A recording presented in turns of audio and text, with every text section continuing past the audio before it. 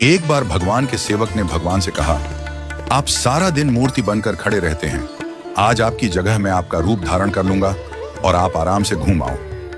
भगवान ने भी सेवक की बात मान ली, लेकिन भगवान ने शर्त रखी कि जो भी प्रार्थना करने आए उन्हें केवल सुनना और कुछ नहीं कहना। सेवक ने शर्त स्वीकार कर ली और योजना के अनुसार सेवक भगवान की जगह मूर्ति बनकर खड़ा हो गया। पहला व्यक्ति जो मंदिर में आया वह एक व्यापारी था। उसने भगवान से कहा, भगवान, मैंने नया कारखाना खोला है, कृपया उसे सफल बनाइए। व्यापारी माथा टेकता है और तभी उसका बटुआ गिर जाता है। वह बटुआ गिराकर बिना देखे चला जाता है। सेवक बेचैन हो जाता है और सोचता है कि व्यापारी को बता दे कि उसका बटुआ गिर गया है, लेकिन भगवान की शर्तों के अनुसार वह कुछ नहीं कहता। कुछ समय बाद एक गरीब आदमी आता है और भगवान से कहता है, भगवान, घर में खाने के लिए कुछ नहीं है, कृपया हमारी मदद करें। भगवान के सामने बटुआ पड़ा होता है। वह गरीब आदमी भगवान का धन्यवाद करता है और बटुआ उठाकर चला जाता है।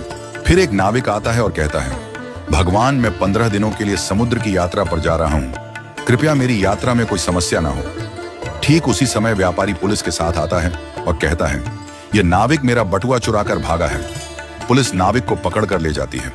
इस बीच सेवक बोल पड़ता है, बटुआ गरीब आदमी ने चुराया है। इसके बाद गरीब आदमी को पकड़कर जेल भेज दिया जाता है। रात को भगवान लौटते हैं और सेवक खुशी खुशी पूरा किस्सा सुनाता है। भगवान मुस्कुराते हुए कहते हैं, तुमने किसी का भला नहीं किया बल्कि सब कुछ बिगाड़ दिया।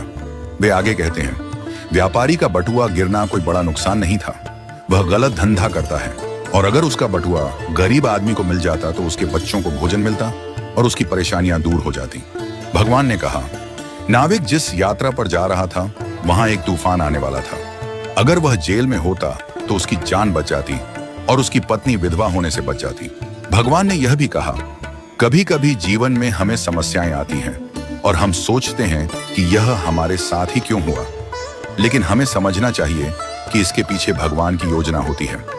भगवान ने हमें यह सिखाया कि जो भी होता है वह हमेशा अच्छे के लिए होता है, भले ही हमें वह समझ में ना आए। इस कहानी से यह शिक्षा मिलती है कि हमें भगवान पर विश्वास रखना चाहिए और जो भी घटनाएं घटित होती हैं उन्हें अच्छे के लिए मानकर स्वीकार करना चाहिए।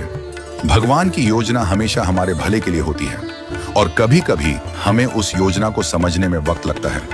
हमें हमेशा यह मानकर चलना चाहिए कि जो भी होता है वह हमारे भले के लिए ही होता है और हमें उसमें भगवान की मर्जी को स्वीकार करना चाहिए।